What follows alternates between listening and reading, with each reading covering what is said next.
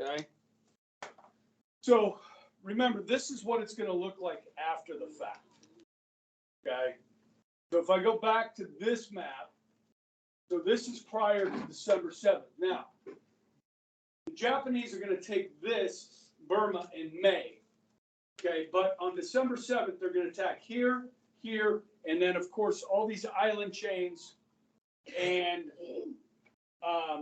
also they'll attack Hawaii. Okay, so I'm going to set this up for you, kind of how this all goes down. So first of all, I'm going to introduce you to two new characters, okay, that you'll need to know for the test. And that is Chiang Kai-shek of China and Hideki Tojo of Japan. Now, if you look at the names,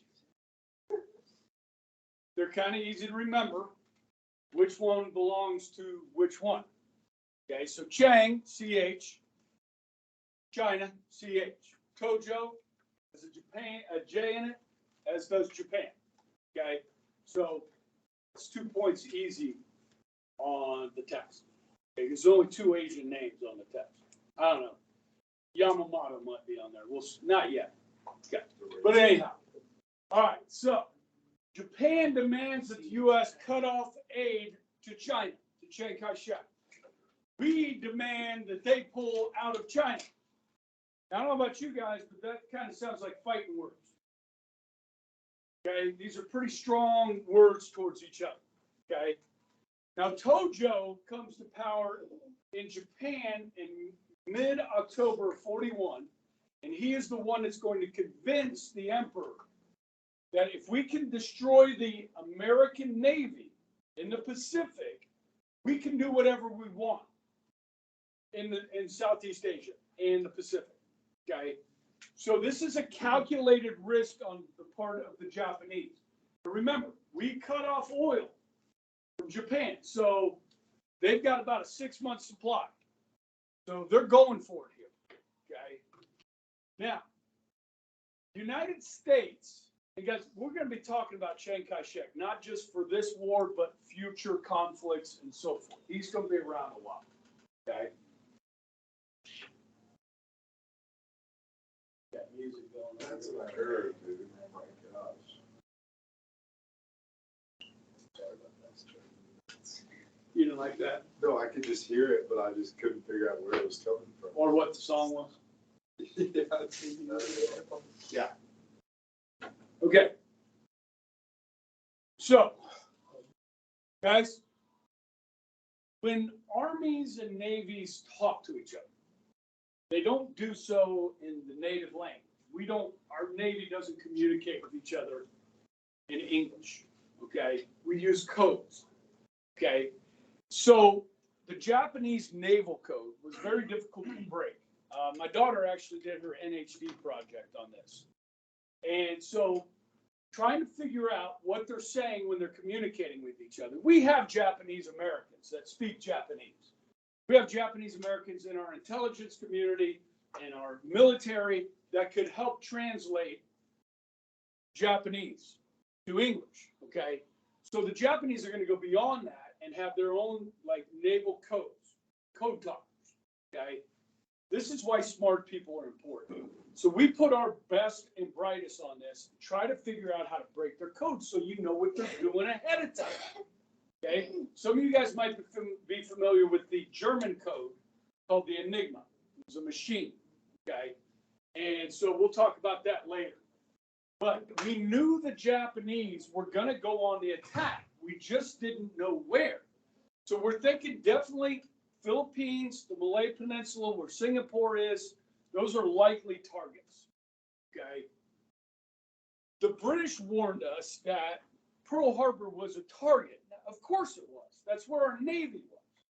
But guys, we felt like an attack from across an ocean like that was not likely to happen. We felt like they would try and sneak people into Hawaii and blow up our ships that way, you know, like by sabotage. Okay, so we were on high alert for that kind of attack. So people that were not supposed to be around the ships were not around the ships. You know, like only people that were supposed to be there were there. Okay, to limit access from saboteurs, if you will. Okay, but then on November 26th, a Japanese carrier force left Japan. Now we knew this, so we went looking for them. We wanted to know where they were going. Now, guys, the Pacific Ocean is a big body of water. Everything that the Japanese have done to this point has been moving south. Okay, so when we go to look for this aircraft carrier fleet, we're looking all throughout here. Can't find them. We got airplanes looking for them. Our ships are looking for them. We can't find them. What the Japanese did is they left port and they went north, up here to the Aleutian Islands of Alaska. Now, Alaska and Hawaii are not states yet. They're territories, like the Philippines is. Okay? And they're going to come down and attack us from the north. Okay? So they are going to achieve surprise. Which in warfare, guys, surprise is one of the biggest, most important factors in winning. If you have the element of surprise. Okay? So they are definitely going to have that. We are going to be caught off guard here. Now, tomorrow we're going to watch the movie. So you'll see in the attack these torpedo planes. Okay, one of the things you'll notice in the movie, because they're using these torpedoes in a harbor, there's shallow areas. So if the propeller on a torpedo hits the ground, it's going to stop. Okay, so they built little boxes, open air boxes around the propellers for these torpedoes. So the box would hit the ground. So this is a high explosive here. And this is what they'll use against our ships. They'll also use high level bombers. Okay, now you can't put these big planes on an aircraft carrier. So they're all smaller fighter type planes. So they'll use dive bombers, and you can put a 500-pound bomb on one of these planes. I don't think you can, I don't know about a 1,000-pound bomb. Okay. But they'll use three types of bombing against our Navy. Okay. Dive bombing, torpedo bombing, and high level bombing. This is a good example of a Japanese aircraft carrier. This is the Kaga. Now, it's a big ship and it can hold a lot of planes and launch a lot of planes. So the Japanese are going to launch 353 aircraft, okay, which we are not ready for. Here's a good picture. This is taken as they're preparing to take off from the carriers, okay. All right, so this goes down on a Sunday morning. Have any of you guys been to Hawaii? How old were you? You been? Would you call it paradise? Paradise. So let's say you're in the Navy, or you're an Army airman, and you're based in Pearl Harbor, Hawaii. I don't know about you, but I'd rather be there than, you know, in Oklahoma at Fort Sill. I'd rather be at Pearl Harbor. You know what I mean? Like some of the bases that we have. Would you rather be at McConnell? Would you rather be at Hawaii? Yeah. Right. So it's Saturday night. It's down around Christmas time. Okay. What are you doing on a Saturday night if you're in paradise in Hawaii? You're walking around in hula shirts and shorts, and you're having fun with your friends. And what are you going to do Sunday morning? You're going to sleep in. Now, some of you guys will go to church. You should. Okay? But you're in paradise. The Navy doesn't do a lot on a Sunday morning. Okay? There's not a lot going on. So people are sleeping. So this happened just before 8 a.m. Now, in the previous days leading up to this, Japanese diplomats were at the White House pretending to talk peace. Now, I don't know if these diplomats knew the attack was underway because those ships started sailing on November 26th. The attack will happen on December 7th. So I don't know if they told the diplomats the attack was going on. I get the feeling they didn't.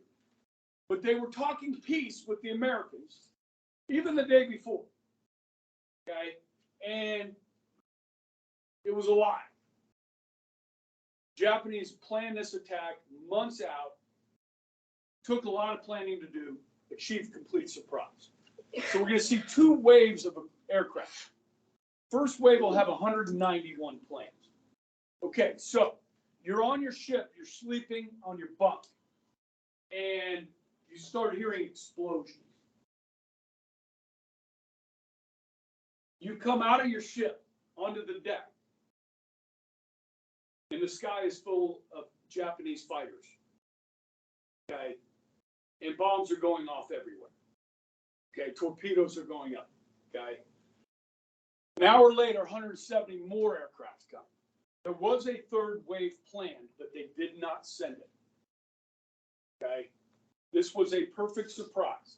Now, as we talked about earlier, one of the things they're going to do is go after enemy aircraft. So they're going to go after our airfields in Hawaii as well, where they will destroy more than 150 aircraft. Okay. 8 battleships taken out of action, 3 cruisers and 3 destroyers. As far as the death toll goes, okay, 70 civilians and about 2,300 servicemen are killed. Okay, so I'll give you some more details on that.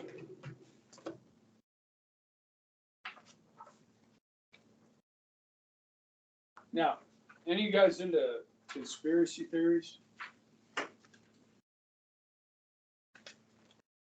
Well, this is the mother of all conspiracy theories. That Roosevelt knew the attack on Pearl Harbor was going to happen, and he allowed it to happen so that something major like this would convince the American people to go to war. We needed something big. Because the American people didn't want war. You know what I mean? Like France, which is one of our closest allies, defeated. Britain is under crazy assault. We're not going to war. Okay? That would not be the case today. You know what I mean? Like if Britain and France were attacked Germany, we're part of NATO. We're all going to war.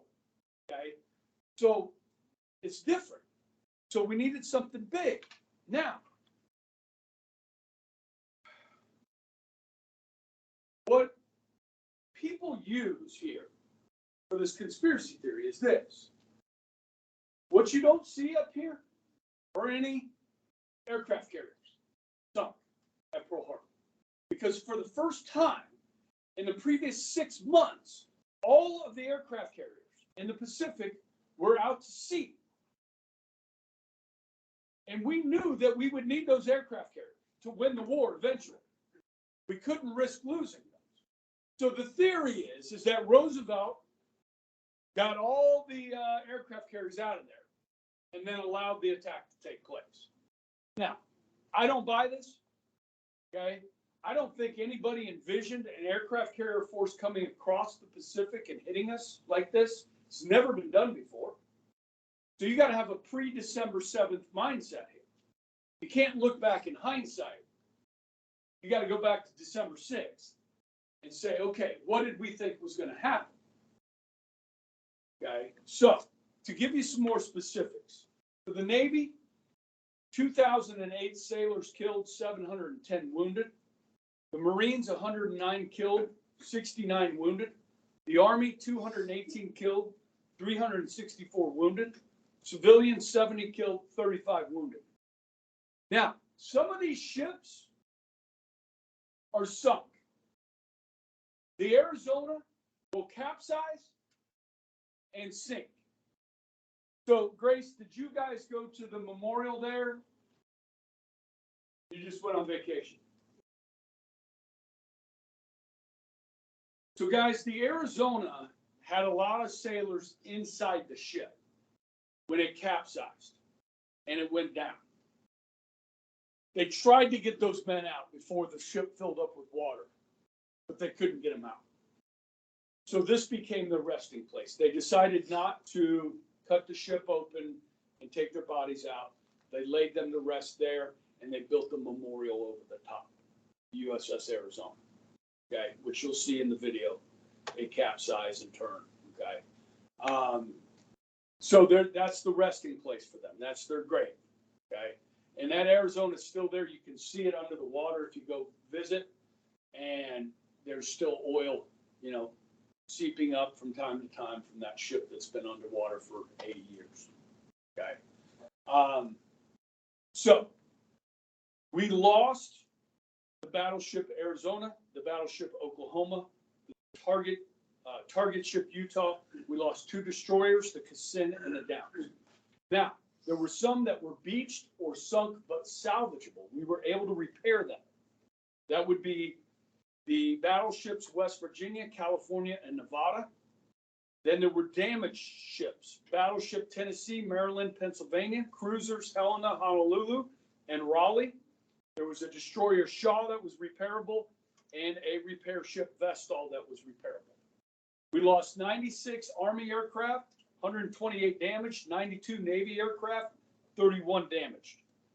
So the Japanese used 31 ships.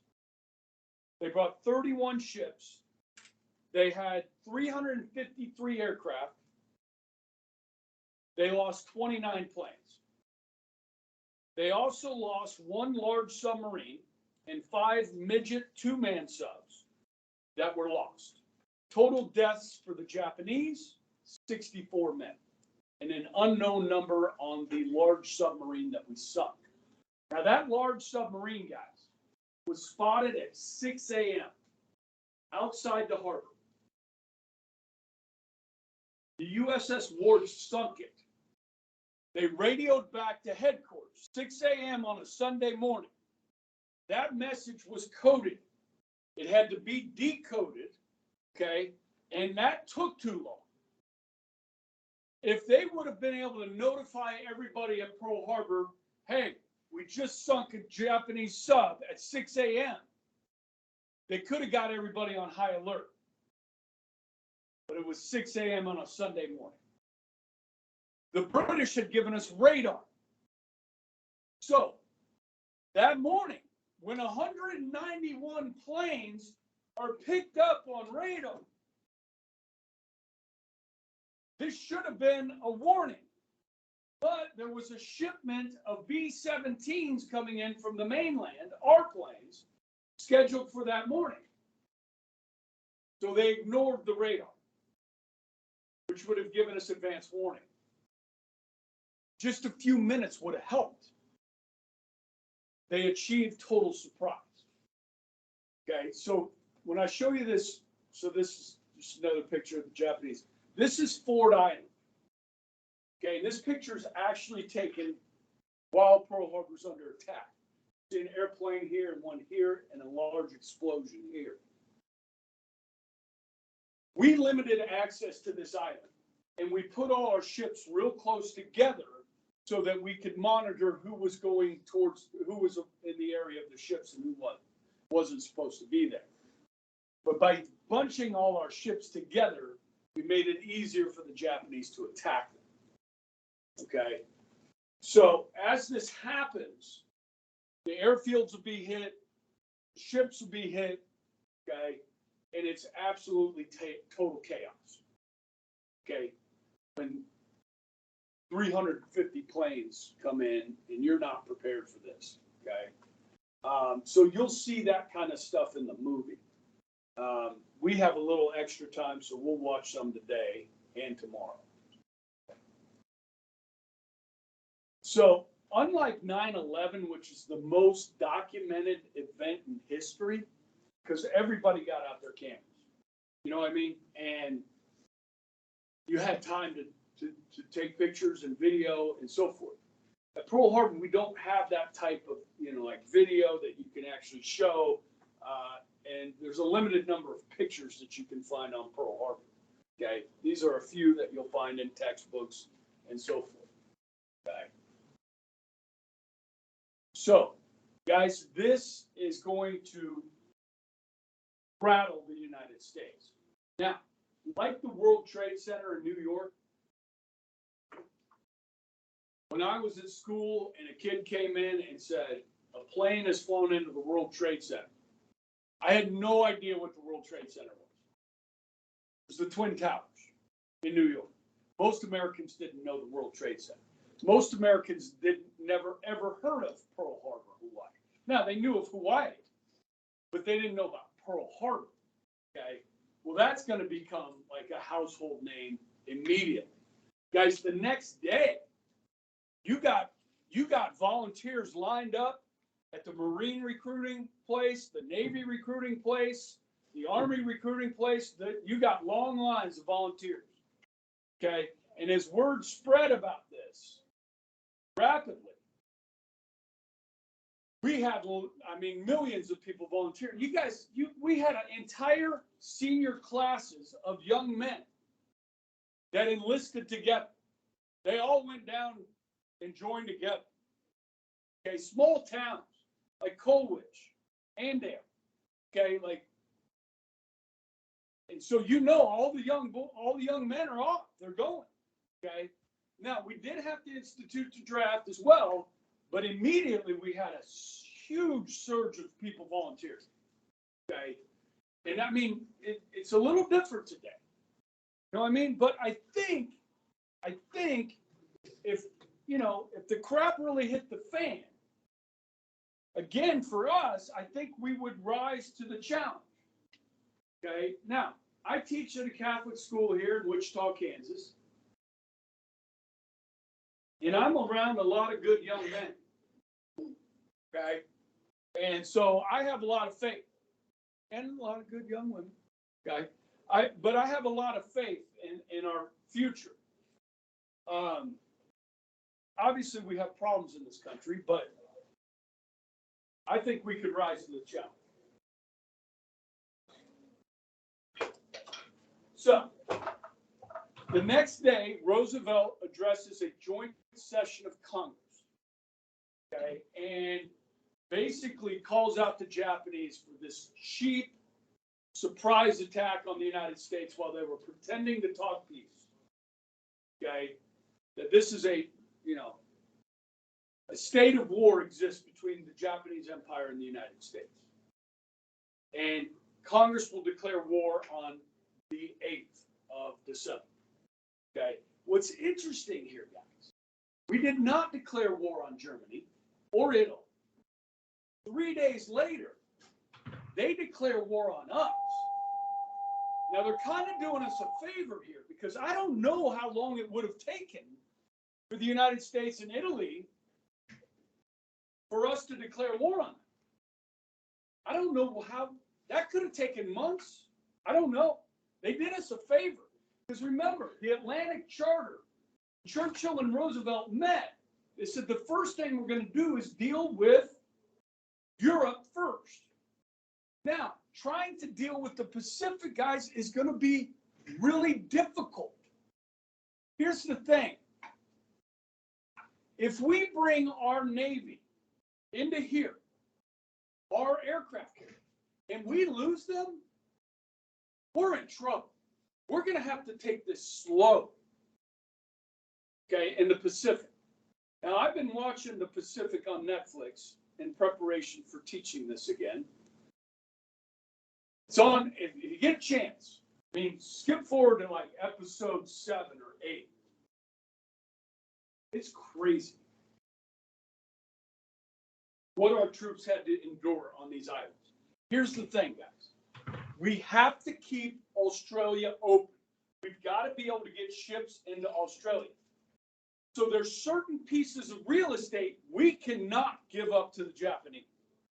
And what the Japanese are doing on these islands is they're building airstrips.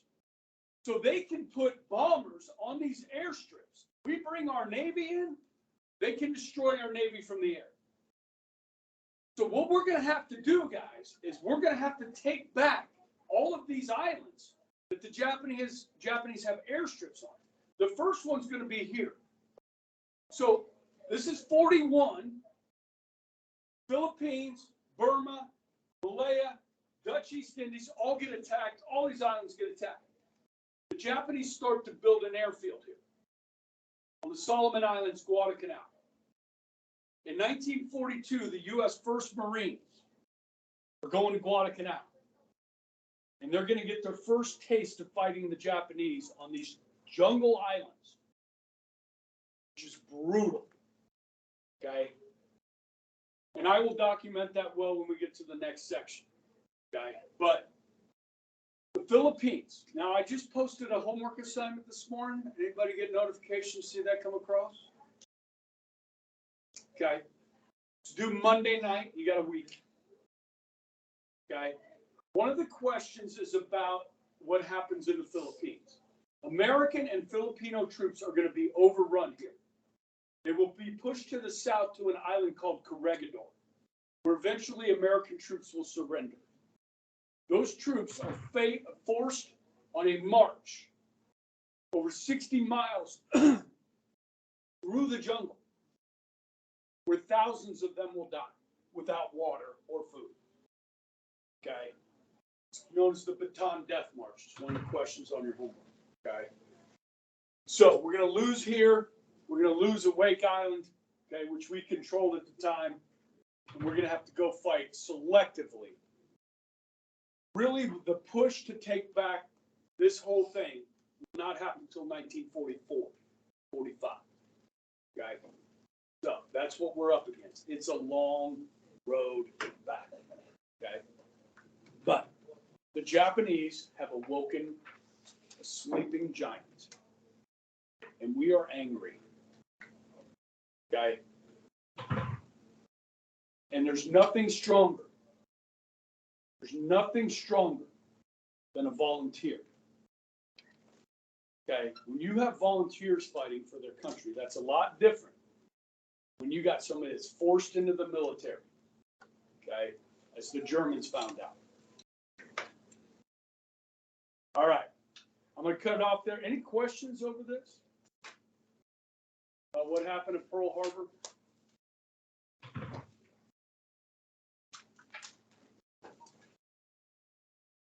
Okay. I think